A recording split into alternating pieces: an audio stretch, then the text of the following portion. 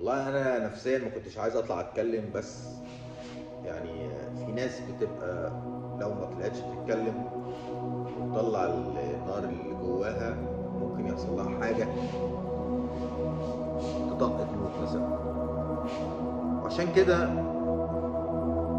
انا ببدا كلامي بالحمد لله.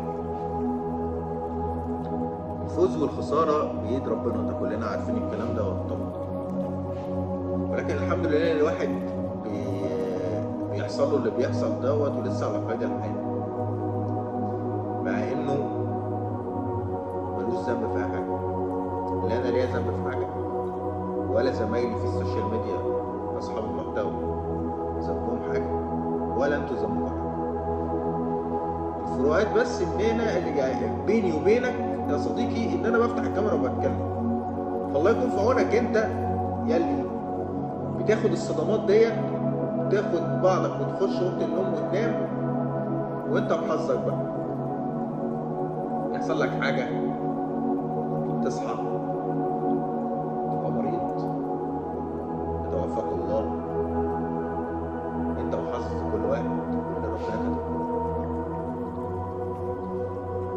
امبارح قعدنا نتكلم كتير جدا جدا جدا عن قصه الفيديو بتاع لعيبه السنغال، ان هي بتحط المنتخب المصري في جيبها، وبلا اي محايده هم جابوا من الاخر. انت بقيت خلاص بتاع السنغال، واللي يزعل يزعل ان هو ده الواقع.